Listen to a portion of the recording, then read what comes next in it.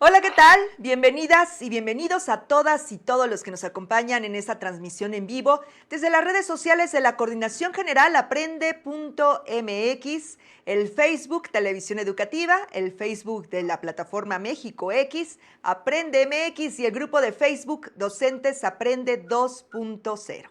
Mi nombre es Julieta Mendoza y les doy la más cordial bienvenida a este webinar, donde de la mano de nuestro especialista del día de hoy, platicaremos sobre cómo llevar a cabo un retorno seguro a clases. Para desarrollar este tema, hoy nos acompaña el doctor Alfredo Vázquez Vázquez, médico especialista en infectología y medicina interna. Y le doy la bienvenida. ¿Cómo está, doctor? Hola, mucho gusto. Muchas gracias por la invitación. Muy bien. Al contrario, muchas gracias por acompañarnos. Bueno, como ya sabemos, el próximo 30 de agosto inicia el ciclo escolar 2021-2022. También sabemos que debido a la situación inusual por la que atravesamos en la actualidad, el retorno a clases se ha convertido en un tema al que debemos ponerle más énfasis, sobre todo lo que respecta a cuidados preventivos y acciones básicas para que este regreso sea seguro para las y los docentes, las y los estudiantes, madres y padres de familia y en general para toda la comunidad escolar. Y bueno, para profundizar en este tema, los invito a ver la semblanza de nuestro especialista del día de hoy. Doctor José Alfredo Vázquez Vázquez, médico especialista en infectología y medicina interna por la Universidad Nacional Autónoma de México y el Instituto Mexicano del Seguro Social. Cuenta con una maestría en gestión directiva en salud por la Universidad del Valle de México. Actualmente es adscrito en la División de Epidemiología Hospitalaria y Medicina Preventiva en el Hospital de Especialidades del Centro Médico Nacional Siglo XXI IMSS. También es el jefe de infectología en el Centro Médico Dalinde, Departamento de Control de Infecciones. Ha sido profesor titular en la Facultad de Medicina en la UNAM, en la asignatura de Infectología. Ha participado como ponente en congresos como apego de higiene de manos y su correlación con la tasa de infecciones asociadas a la atención de la salud en una unidad de tercer nivel de atención e influenza estacional. En 2016 publicó el artículo Riesgo de letalidad por infección nosocomial en un hospital de tercer nivel de atención. Actualmente es socio y miembro de la Asociación de Médicos del Centro Médico Dalinde y de la Asociación Mexicana de Infectología y Microbiología Clínica. Muchas gracias de nueva cuenta, doctor, por acompañarnos. Y para comenzar, quisiera refrendar el compromiso que tiene la Coordinación General Aprende.mx con todas y todos los docentes que lo conforman, estudiantes, madres y padres de familia, así como el público en general, para el desarrollo de competencias y habilidades que se necesitan en la coyuntura actual. Para iniciar, queremos sondear un poco la opinión de todo el auditorio que nos acompaña con la siguiente pregunta a través de Menti. Les pido que ingresen a www.menti.com usando el código 1966651. También pueden escanear el código QR que está apareciendo en pantalla en estos momentos o en los comentarios del chat, que se encuentra también la liga para acceder directo y poder participar. La pregunta es la siguiente. ¿Cuál es la principal recomendación para evitar contagios por COVID-19? Puede ser el uso de cubrebocas, gel antibacterial, sana distancia, en fin, compártanos su respuesta. Y ya está la pregunta en este momento, ¿cuál es la principal recomendación para evitar contagios por COVID-19? También está el código QR. Y ahora, para entrar en el tema, retorno seguro a clases, aprendizajes sobre el COVID-19, a más de un año del inicio de la pandemia, el doctor Alfredo Vázquez Vázquez, bueno, pues nos va a guiar, nos va a hacer muchas recomendaciones. Y, doctor, yo quiero comenzar con esto. Antes ya de entrar de lleno con el doctor Vázquez Vázquez, vamos con las preguntas, la pregunta que ya se lanzó a través de Menti. Usted puede ingresar directamente con el código. ¿Cuál es la principal recomendación para evitar contagios por COVID-19? Aquí vamos a ver las respuestas, algunas de las palabras que usted nos haga favor de mandar. Hay ya algunas propuestas: sana distancia, cubrebocas, distanciamiento, por supuesto, el distanciamiento social que es tan importante, el lavado de manos. Son las recomendaciones que no pueden pasar porque ya las tenemos, bueno, pues inmersas en nuestro universo, ya están. Uso de cubrebocas, ya lo mencionamos. También está la ventilación, muy importante. Ya se está conformando esta red de preguntas, esta nube de respuestas, perdón, ya se están abriendo para cada uno de ustedes que, por supuesto, tenemos puntos en común, pero ya están. Las que más sobresalen son estas: el cubrebocas, la sana distancia, el lavado de manos, el lavado frecuente, el distanciamiento, el gel antibacterial, por supuesto. También está el uso de el lavado de los utensilios. Bueno, pues ya están las recomendaciones y están creciendo la nube de respuestas. Ya está aquí. Bueno, pues regreso con doctor Vázquez. Doctor, ya tenemos pues más de un año de esta circunstancia. ¿Qué nos puede decir acerca de las diferentes etapas que ha tenido la pandemia y, lo más importante, cuáles han sido los aprendizajes que ha dejado en todo este tiempo, a más de un año ya de su inicio, doctor? Pues bueno, mira, para empezar hay que entender que hay 3 etapas iniciales que sobre todo se manejan de epidemiología, que uno es la importación, cuando llegó a México, que más o menos estamos hablando de marzo del 2020. De ahí empieza la dispersión comunitaria, son aquellos casos aislados que se dan por infecciones con un paciente que venía del extranjero. Y finalmente el contagio epidémico. De aquí es cuando vemos las olas. La primera ola que más o menos fue en mayo del año pasado, la segunda ola que empezó en diciembre y la tercera ola que estamos actualmente cursando. Entonces, vemos esta evolución como de volverse una infección en un país aislado, lejos de nosotros. Por la globalización nos está llegando a México y hay que interactuar con ella. Ahora, ¿qué hemos aprendido al respecto? Para empezar, no es una enfermedad nueva. No lo esperábamos, no sabíamos bien cómo era esta enfermedad. Primero tuvimos que detectar los síntomas. Después, las comorbilidades. ¿Qué enfermedades me pueden afectar o pueden llevarme a un mayor deterioro o con mayor complejidad en este cuadro clínico?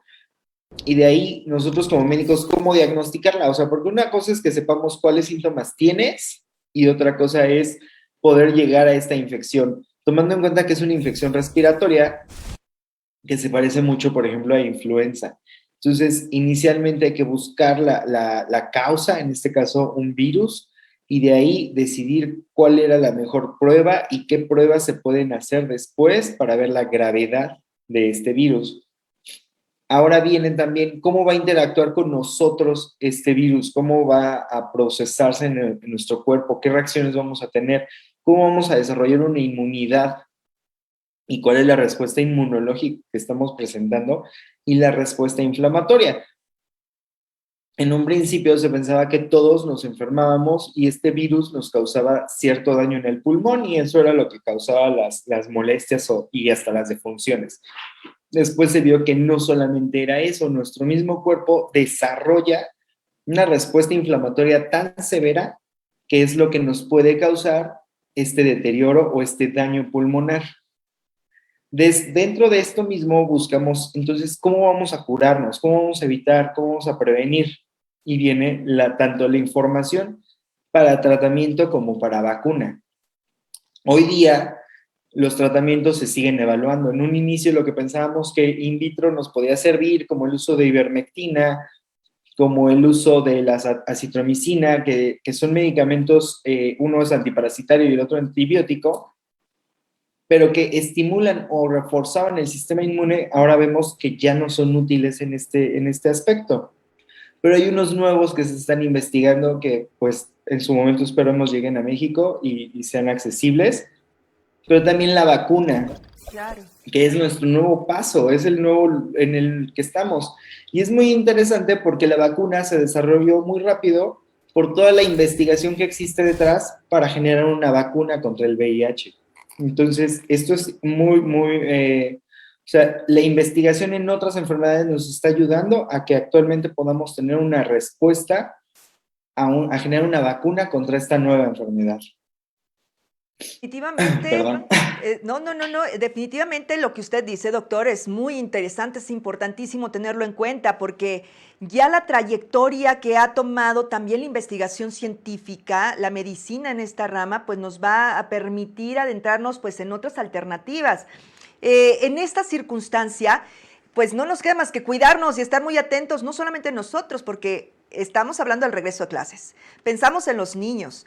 Antes creíamos que los niños eran poco vulnerables, ahora no solo sabemos que se enferman, y usted nos lo dirá enseguida, los niños pueden enfermarse de COVID. ¿Qué cuidados debemos dar o tener para las niñas y los niños? Porque pues ellos no pueden vacunarse. También aquí existe pues otra incógnita. ¿Por qué todavía no se les puede aplicar la vacuna? ¿Qué nos diría, doctor? Ok, efectivamente los niños se pueden enfermar y efectivamente al inicio de la pandemia teníamos muy poquitos casos de niños. De hecho, se hablaba que en unos artículos que se publicaron en México de noviembre del 2019, noviembre-diciembre, se hablaba que 1.9% de todos los enfermos de COVID eran niños, niños y niñas. Entonces, ya estábamos hablando un 2%, parece que es poquito, pero ya cuando vemos los números, en total actualmente en México llevamos casi 3.180.000 pacientes infectados confirmados. Y de estos tenemos de menores de 14 años casi 86.000 pacientes y de 15 a 19 años 100.000 pacientes. O sea, ya cuando vemos el número global, sí es un gran número y tenemos que cuidarlos porque ellos efectivamente no se pueden vacunar. ¿Por qué no se pueden vacunar? No hay estudios clínicos todavía de seguridad sobre la vacuna en niños.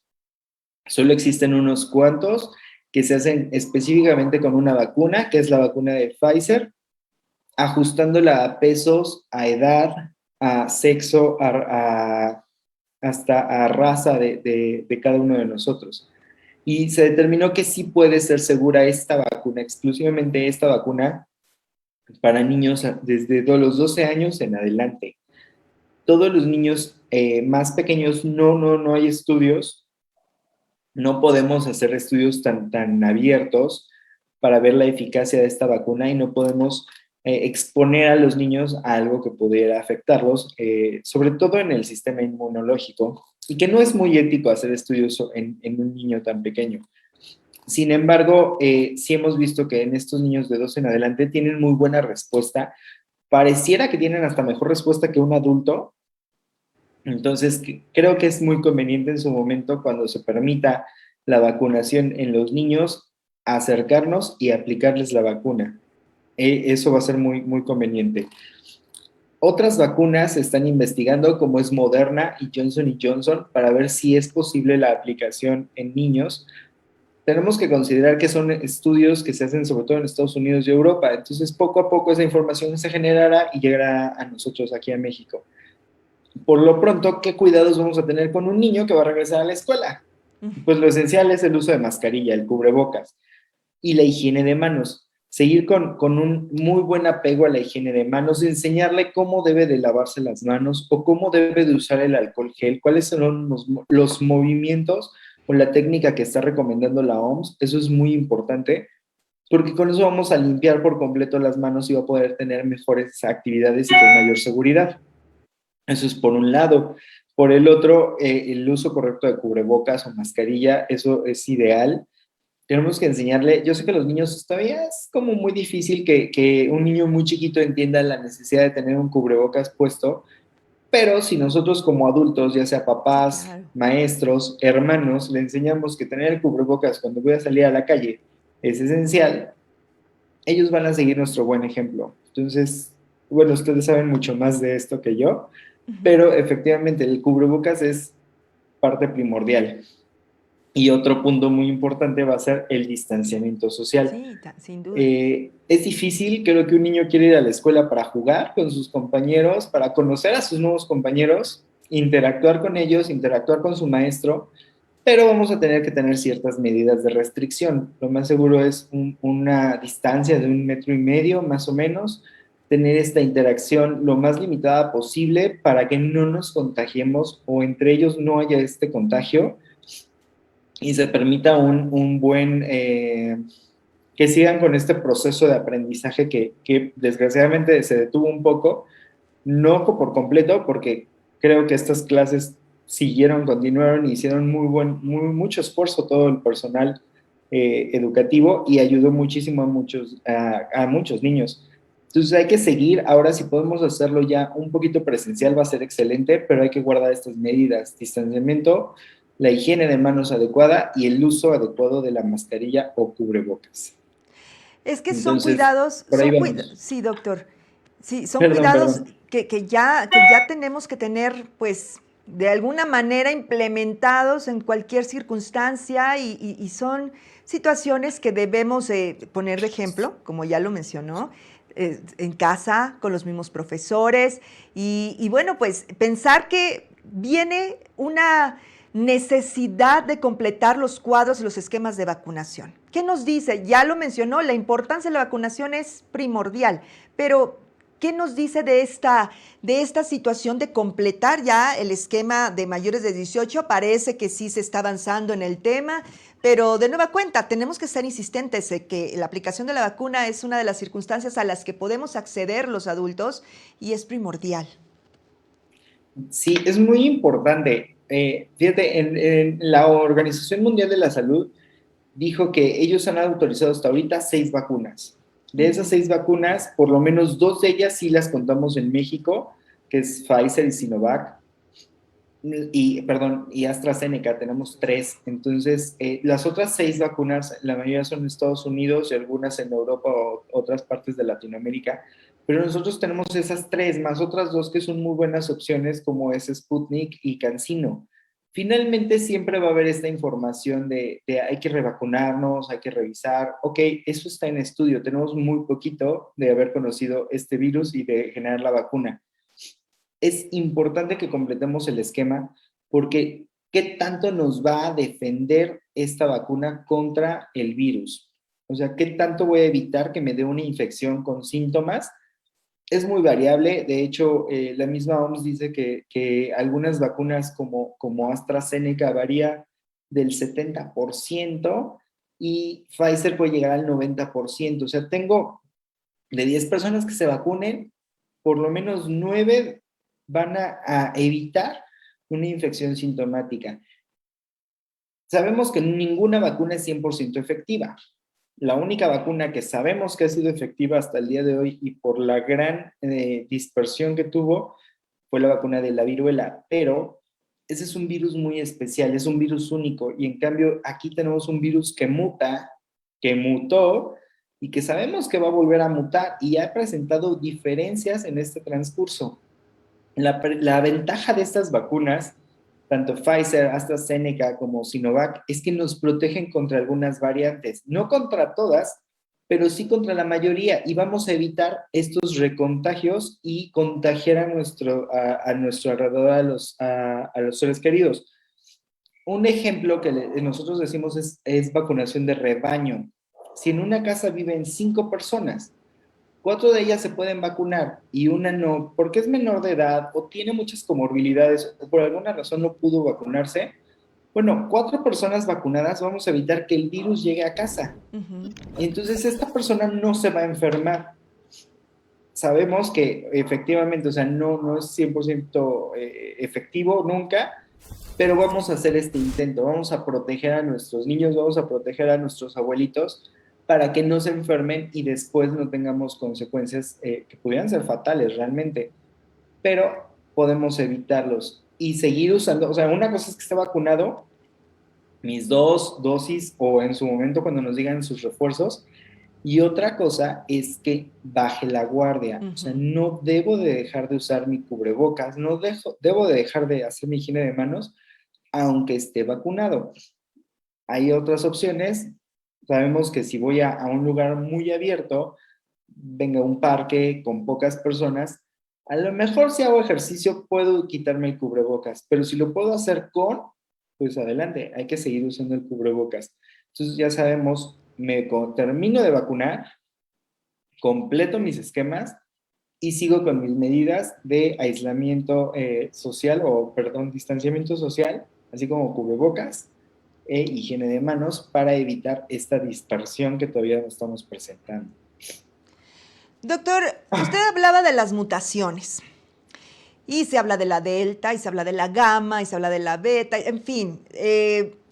Definitivamente estamos pues comenzando apenas a vislumbrar la potencial pues dispersión de este virus, pero los síntomas también cambian. Supongo que en esta mutación ya no es como la gripa anterior o el dolor de cuerpo, o puede ser variante para cada organismo. ¿Cuáles serían los datos de alarma, doctor? Estos que son como generales y que indican que es momento de aislarnos. Ok, es muy variable, como bien dices, o sea, tenemos dispersión de virus, dispersión de variantes y aparte tenemos diferentes sintomatologías. Normalmente lo que sí hemos visto es que tenemos una tendencia a todavía continuar estos cuadros de fiebres persistentes, dolores de cabeza muy intensos o que aunque no son intensos son tan constantes que no se me quita este dolor de cabeza. Entonces, esto es muy importante porque ya me están diciendo, aguas, ahí hay un proceso inflamatorio. Agrégale un poquito, sobre todo lo hemos visto en niños, un poquito de tos, un poquito de me duele la garganta.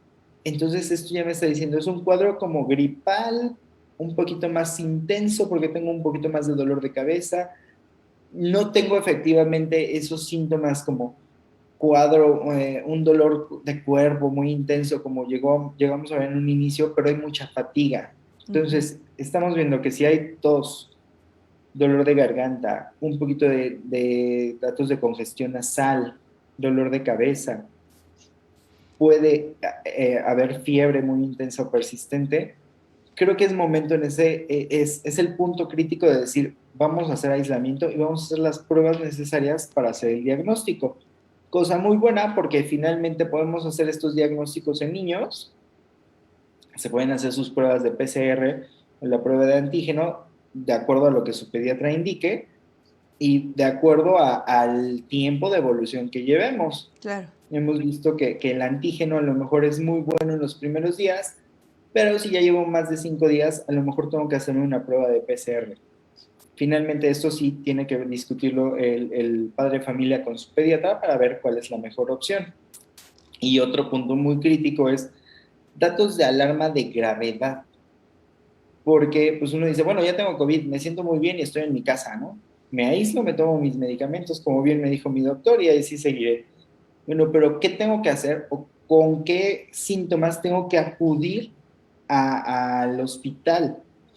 Sobre todo tengo fiebre de más de 5 días y no se me ha quitado, es momento de una revisión en un hospital, que me baje mi saturación de oxígeno a menos del 88%, que pueda llegar a tener dolor del tórax, del pecho y la sensación de falta de aire. Algunos de estos síntomas son difíciles en un niño chiquito porque él no te va a decir que le duele el pecho, simplemente lo vas a ver que está incómodo, le duele, está molesto.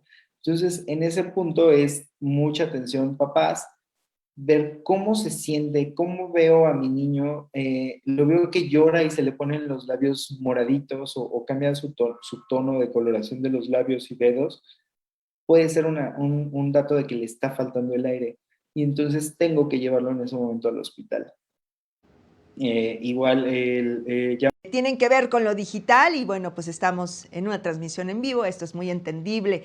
Pero en fin, tenemos que tener muy en cuenta que los cuidados tienen que ser de verdad, muy, no sé si exagerados, pero sí meticulosos, sí quirúrgicos, el uso de gel constante, el lavado de manos, enseñar a los niños, ¿no?, a portar el cubrebocas, porque claro, hemos estado resguardándolos más de un año en estos ambientes seguros, pues los pequeños no usan cubrebocas.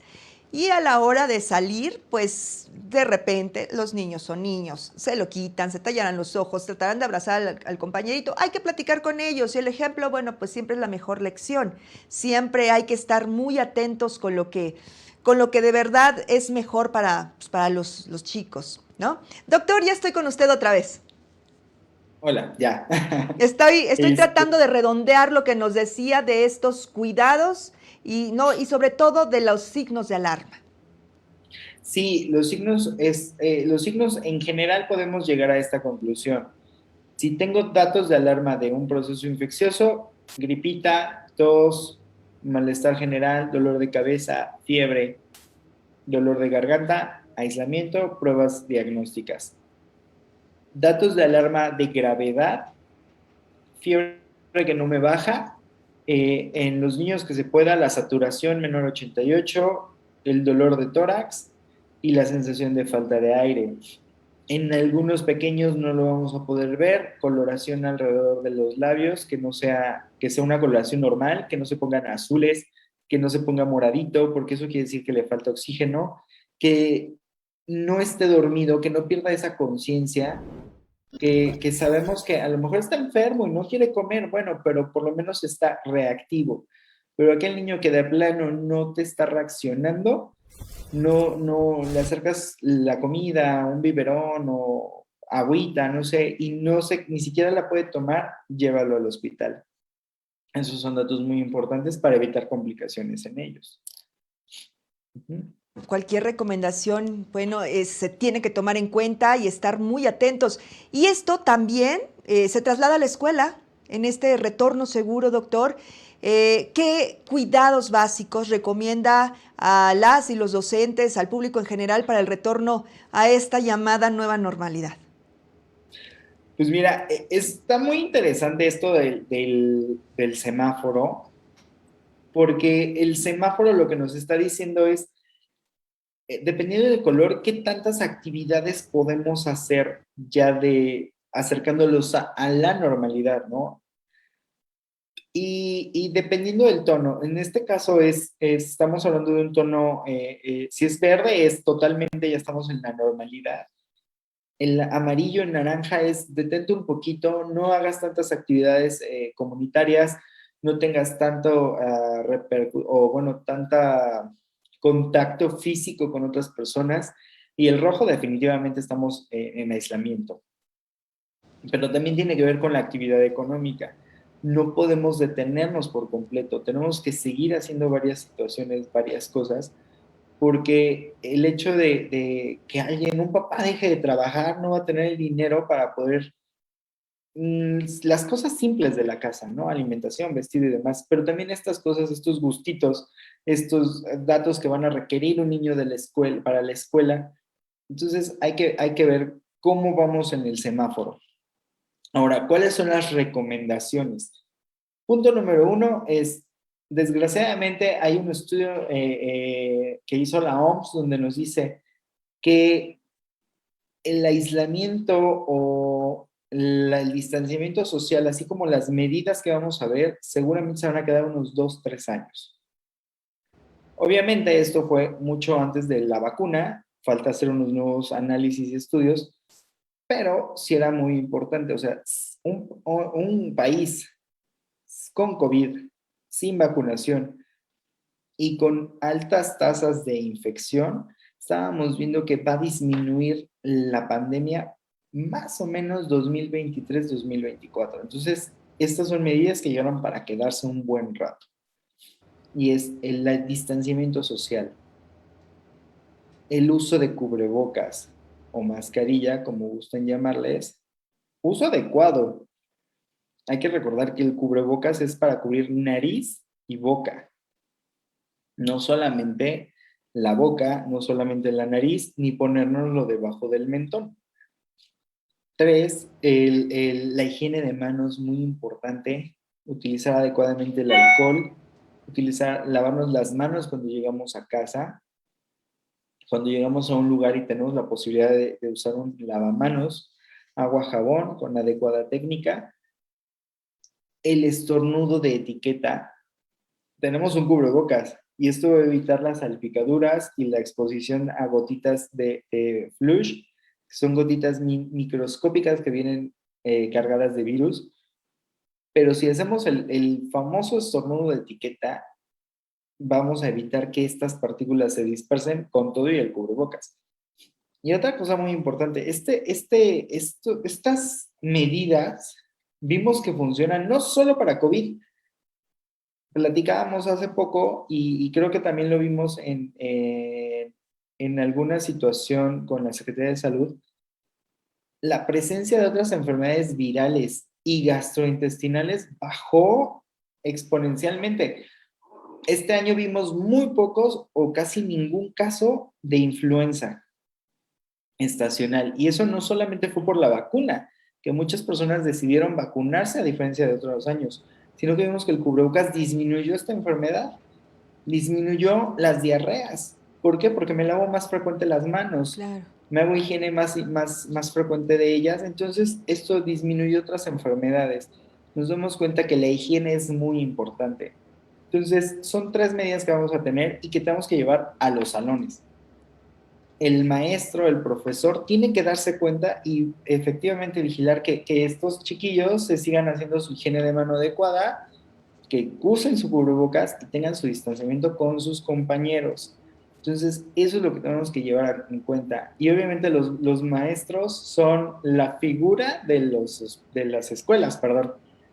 Y mis respetos. Entonces, ellos van a saber qué niños se ven mal, porque ellos conocen a sus niños. Después de los papás, creo que los maestros conocen muy, muy bien a todos sus alumnos y van a poder identificar quién está enfermo y quién se ve mal, para en ese momento hacer el acercamiento dirigido hacia si tiene que ir al hospital o solamente con sus papás para llevar este aislamiento. Entonces, son las medidas que vamos a tener que seguir de hoy en adelante, por lo menos unos 3 años. Híjole, 2, 3 años y los que sean necesarios. Ni hablar, doctor, tenemos que hacerlo así, ser positivos, ser optimistas. Y hay otra de las inquietudes que también, como padres de familia, pueden pues, surgir en este protocolo de regreso a clases. Tiene que ver con los alimentos. ¿Qué tan cuidadosos debemos ser a la hora de que los niños coman o cuáles son las recomendaciones de que los niños tengan cuidados, ¿no? Y no tengan que compartir o de repente las uvitas que se compartían o las galletas, en fin, ¿cuáles son las recomendaciones que usted nos daría, doctor, pues respecto a los alimentos? Ok. En los alimentos no se transmite el virus, sin embargo, y como bien dijiste, si tú te tocas la cara, te tocas la boca, la transmisión de este virus a través de las manos, ahí sí. Y si yo estoy tocando, me toqué mi cara, toqué mi cubrebocas, estoy tocando mis uvas, mi lunch, y después le comparto a mi compañero, híjole, hay un cierto riesgo. Pero esto se puede disminuir si hacemos que los niños se laven muy bien sus manitas antes de sus alimentos y que en lugar de compartir, porque no lo vamos a evitar, estoy seguro que no vamos a poder lograrlo, en lugar de evitar que compartan a través de las manos, a lo mejor acercando el mismo topper para que ellos puedan tomar pues a lo mejor esta uva, esta galletita. Obviamente, si podemos evitar esta forma de dispersión o, bueno, de compartir los alimentos, sería lo ideal. Y un punto que creo que también es muy importante y se me olvidó tomar hace un momento es la ventilación de los lugares donde vamos a estar, las aulas. Tienen que tener ventanas abiertas, que entre la luz del sol y esto va a ayudar a que disminuya en gran medida la posibilidad de la dispersión del virus dentro de las aulas. Buena ventilación, buena iluminación, que son esenciales de todos modos en cualquier aula, ¿no? Una buena iluminación para poder ver bien los pizarrones, que bueno, ahora ya es mucha tecnología en este caso.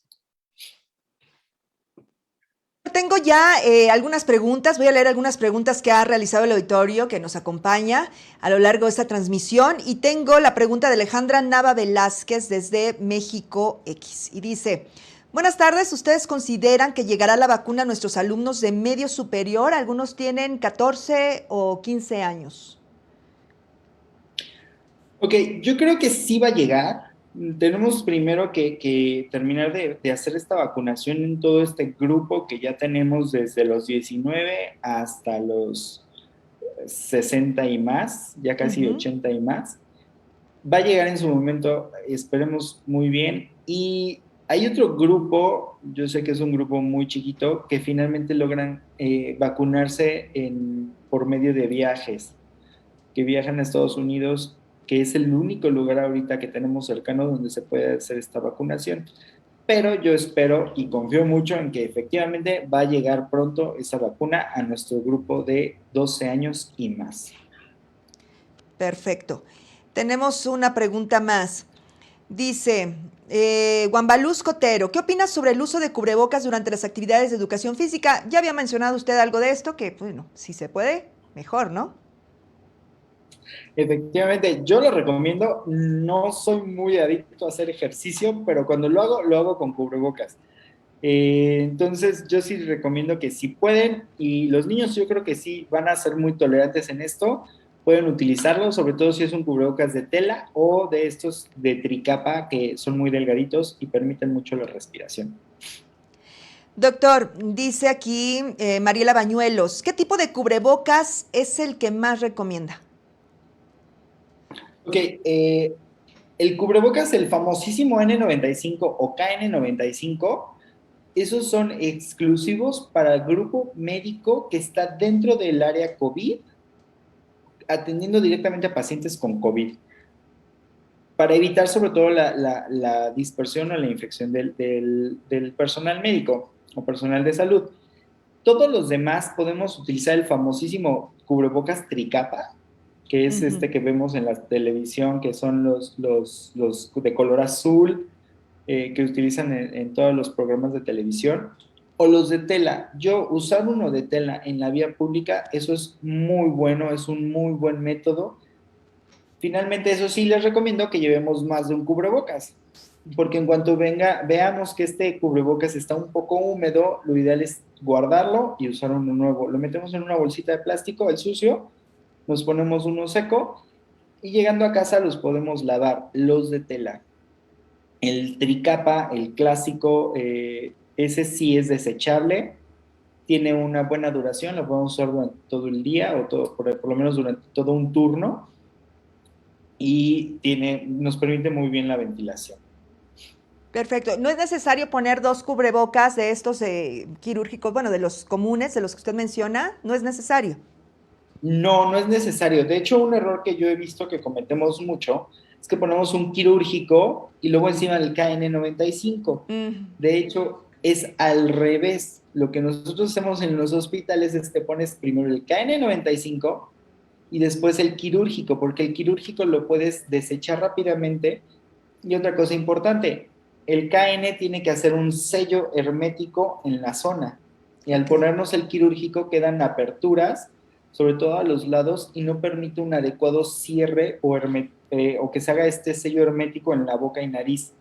Por eso, de preferencia, si van a usarlos, que sea al revés, el KN abajo y el quirúrgico arriba. No es necesario usar doble quirúrgico y tampoco es necesario uno de tela y uno quirúrgico. Con uno de ellos que usemos adecuadamente está bien.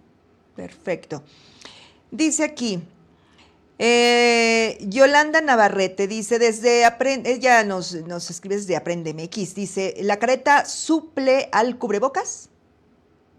No, la Ujú. careta me ayuda a evitar que las secreciones lleguen a los ojos, pero no suple el cubrebocas, porque finalmente vas a tener mucha entrada de partículas de aire por los lados y por debajo. Igual tú vas a dispersar muchísimo. Una pregunta que va asociada o que yo he visto que muchos tienen la duda es las famosas mascarillas con válvula. Las válvulas sí te ayudan mucho a ti a evitar que entre el virus en tu zona o en tu respiración, pero cuando yo estoy enfermo y uso un cubrebocas con válvula, cada vez que exhalo, los virus salen por esta válvula y entonces corro el riesgo de infectar a todos los demás. Entonces, la recomendación es cubrebocas sin válvula y la careta no sustituye el cubrebocas, pero es una protección extra que puedo usar. Muy bien. Fabián Cortés, desde la comunidad de docentes Aprende 2.0, pregunta qué efectos secundarios tienen las vacunas en niños, niñas y adolescentes. En realidad no sabemos qué efectos secundarios. De hecho, los efectos adversos en el momento es lo que creo que todos hemos experimentado cuando nos han puesto la vacuna, el dolor en el sitio de aplicación, puede haber fiebre, molestias y demás. Obviamente, esperamos que como toda buena vacuna no tenga efectos secundarios a largo plazo, que el mejor efecto sea que se elimine el virus, pero como es un estudio experimental, no es ético, de acuerdo a varias leyes y a convenios internacionales, hacer experimentos en pequeños. Entonces, tiene que hacerse con mucho cuidado, valorar poner la vacuna, porque no es la misma dosis que le tengo que poner a un adulto a la que le tengo que poner a un bebé de 3 años. Ujú. Bueno, para mí es un bebé todavía. Entonces, ese es el punto. ¿Cuánto de vacuna le tengo que aplicar a un niño a diferencia de un adulto? Muy bien, doctor. Lupita Ramírez nos dice que, dice, mi jardín de niños nos presentamos antes de terminar el ciclo y todo muy bien, asistían de manera escalonada y los niños muy contentos, respetando las medidas. Gracias, Lupita, por su comentario. Rosario JC desde Campeche pregunta, ¿qué debo hacer al regreso a casa una vez que llego del trabajo si tengo niños que aún no se vacunan? Supongo que se refiere a la ropa, quizá a los zapatos, no sé. Efectivamente, algo que teníamos todos y que hacíamos es llegar y quitarnos toda la ropa y meterla en casi en un baúl para después lavarla. Ujú. Sí es recomendable que lleves como un cambio de ropa o puedas cambiarte, sobre todo la exterior, venga, el suéter o algo por el estilo. Lo que sí hemos visto es que el virus no se contagia porque yo lleve la ropa de calle a mi casa. Entonces, lo que hacemos actualmente es, tengo mi ropa, voy, vengo, hago todas mis actividades, a lo mejor me quito mi suéter, lo dejo en un área donde yo sé que no puede, los niños no lo van a estar tocando, finalmente no hay riesgo de contagio a través del suéter y hasta ahí. El uso de tapetes y estas cosas con el desinfectante, ya hay varios artículos que han demostrado que no es efectivo porque finalmente el virus no se va a dispersar de las plantas o bueno, de la suela de los zapatos al resto del lugar. Tampoco es que yo esté tocando mis suelas o esté tocando mi zapato. Entonces, Ujú. lo efectivo y lo más efectivo de todo es que llegando yo a casa me lave las manos y después ya podré tocar y jugar con mis niños o hacer todas las actividades que tenga que hacer. Y la ropa, a menos que yo haya estado en un área donde haya mucho COVID, como ocurre en los centros de salud, ahí sí, ellos sí tienen que cambiarse la ropa, ponerse ropa limpia y se recomienda un baño, pero solo en este grupo que está muy, muy metido o que está dentro de áreas COVID o que tiene mucho contacto con personas que pudieran estar enfermas. Perfecto, doctor. Víctor Manuel Aradillas, desde Televisión Educativa, pregunta cómo funcionan los anticuerpos de la vacuna CanSino. Leí algo relacionado a eso de las demás vacunas, pero de CanSino no se muestra nada. Realmente todas las vacunas tienen dos efectos. Una es, o yo te inyecto la molécula para que tú hagas los anticuerpos hacia la vacuna, o yo te inyecto un virus que está infectado o que tiene pedazos del virus de COVID para que tu cuerpo genere los anticuerpos. Entonces, finalmente van para el mismo lado. No es una gran diferencia entre uno y otro. De hecho, CanSino al parecer tiene buena generación o eficacia. Más o menos se acerca a la de Sinovac, que anda entre el 50 y 60%.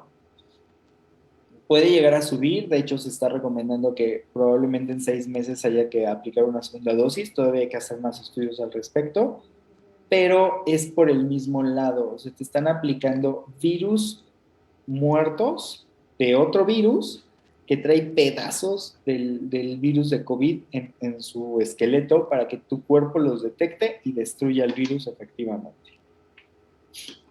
Muy bien, doctor. Pues tenemos muchas preguntas. Aquí dice también Camila Vázquez, ¿qué hay de cierto que los tapetes sanitizantes son recomendables? Bueno, ya lo comentó usted, no hay nada probado. Creo que tenemos que poner énfasis en otras, ¿no? En otras Ujú. alternativas de cuidado. Norma Arteaga pregunta, buenas tardes, doctor. Mi pregunta es, ¿cuál es el mejor cubrebocas, o mejor dicho, ¿se puede llevar cubrebocas de tela en el regreso? Bueno, ya lo mencionó usted también, doctor. Sí, efectivamente, yo creo que es una muy buena opción que dejaría a los niños sentirse más libres. Más libres. Álvaro Uribe Franco, ¿el aire acondicionado en las aulas de los lugares de clima cálido pueden propagar el virus? Sí, sí lo puede propagar. De hecho, los aires acondicionados ahora se recomienda que tengan filtros especiales para cuando hacen el intercambio de aire, estos filtros atrapan al virus y con eso es más que suficiente. Si solo estamos hablando de un ventilador, también depende de la localización del ventilador. Si tengo una persona enferma y el ventilador está lanzando todo hacia los niños o hacia el grupo de personas, sí va a haber un mayor riesgo de infección en ese grupo.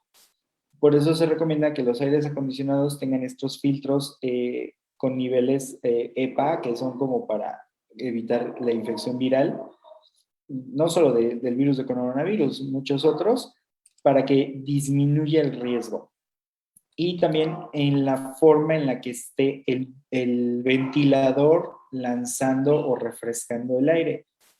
Se recomienda que sea sobre todo hacia arriba para evitar el choque contra el techo y la pared, o sea, que vaya como en una línea recta y que no esté dirigido hacia los niños o hacia el personal. Sí, sí, sí, hay que estar muy atentos también con estos aditamentos, doctor. Y Lucía Oliveros Frías pregunta, ¿se sabe cada cuándo será necesario vacunarnos si ya completamos nuestro cuadro inicial de vacunas? No se sabe, por ejemplo, Cancino está diciendo que cada se requiere un refuerzo a los 6 meses y probablemente al año después. Pfizer llegó a decir que entre los 6 meses y un año. Moderna está hablando que hasta 2 años para el refuerzo y Johnson también habla de cada año. Entonces, en global yo creo que va a ser un refuerzo como el de influenza de cada año, pero necesitamos esperar a que las autoridades nos digan realmente ellos qué opinan y cómo lo vamos a manejar. Doctor, Simón Dupuy dice, ¿es funcional usar medidor de CO2 en el aula? No, porque el medidor de CO2 lo que está hablando es cuántas personas sabemos en la habitación y qué tanto estamos consumiendo el oxígeno y estamos generando el CO2. Entonces, no va a afectar ni se relaciona en qué tanto estemos en exposición con el virus. Dice Yara Sol Luna, sobre la limpieza en las aulas, ¿qué recomienda? ¿Cloro o amoníaco o cuál podría recomendar? Ok, la limpieza tiene que ser igual en todos lados, aulas, casa, lugares de trabajo y demás. La recomendación es no mezclar productos.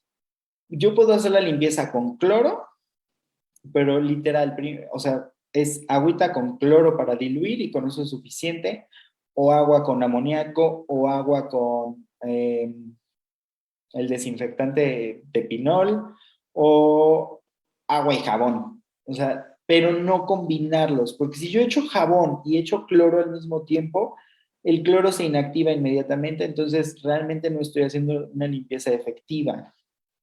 Lo que sí hay que tener, eso es lo que hay que tener cuidado. Lo que ustedes gusten, lo que sea lo más práctico. Hay que recordar que el cloro corroe todo lo que sea metálico. Entonces, probablemente sí es muy buena opción para pisos, paredes, pero habría que ver los pupitres y todo esto, a lo mejor esos con otro desinfectante que no me dañe las superficies. Doctor Iris González pregunta si el alcohol es pues necesario, además del gel y todas las medidas que ya se mencionaron. Ok, algo importante es, el alcohol gel trae alcohol al 70% y el alcohol de la casa, el famosísimo alcohol con el que nos inyectan, es al 90%. Con el que tenemos que hacer la limpieza de nuestras manos es con el alcohol gel al 70%. También lo podemos encontrar en frasco, es un poquito más difícil. Y la otra cosa es que las soluciones que son a base de alcohol, todo lo que son los alcohol gel y demás, traen algunos emolientes para evitar que se nos dañe también la piel del uso constante de este producto. Porque el alcohol solito te va a sacar las manos y te va a causar cuarteaduras y erosiones que aumenta el riesgo, no solo ya de COVID, te aumenta el riesgo de infecciones de la piel. ¿No? Que al ratito traigas una celulitis o una erisipela en tus manos que puede ser muy dolorosa y requerir tratamiento antibiótico. No, bueno, es que todo lo que nos está diciendo nos sirve y estas hay que tomarlas en cuenta, hay que tenerlas no solamente para las aulas, sino también para la vida ya cotidiana en las casas, doctor. ¿Cuántos alumnos recomienda usted que puedan estar de una forma pues apropiada en un salón de clases? ¿Podríamos hablar de un máximo? Pregunta aquí Rosalba Mezcua.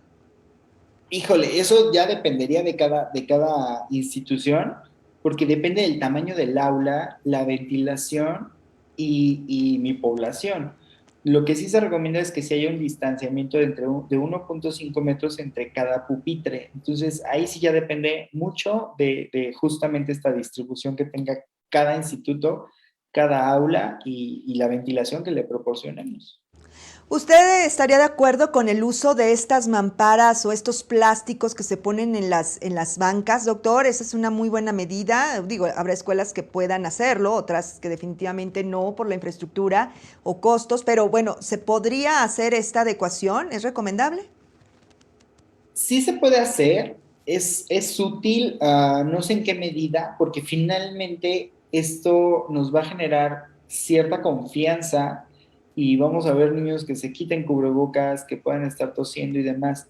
Entonces, y obviamente es una situación de limpieza de las mamparas.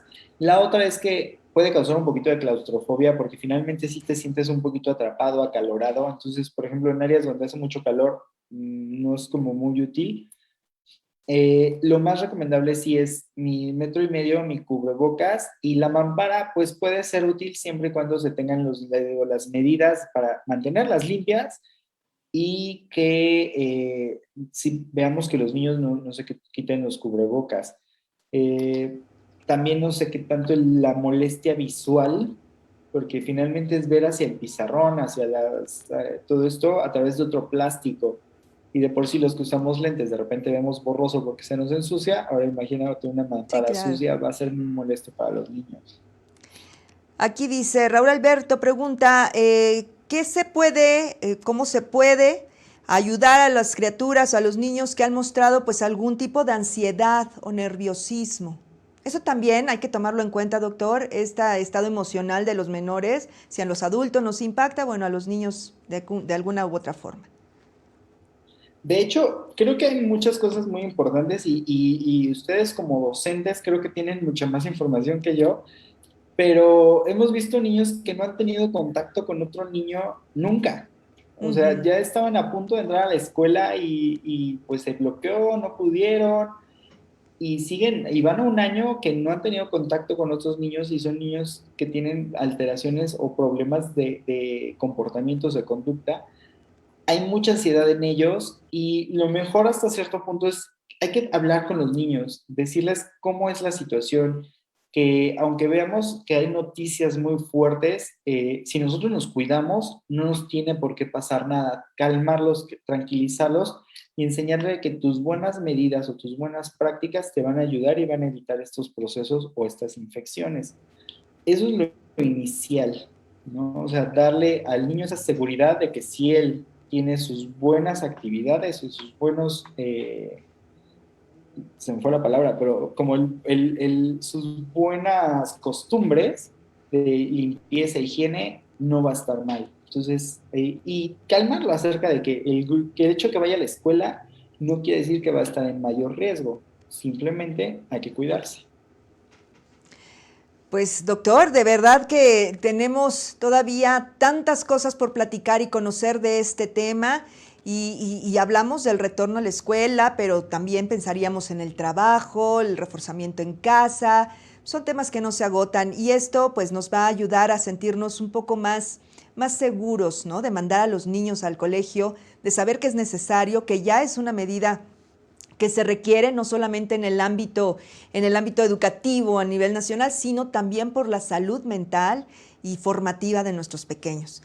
Hay muchos saludos también, doctor. Los maestros le agradecen toda la información y lo saludan. Y le hacen, bueno, pues las preguntas que ya también se nos quedan aquí, doctor.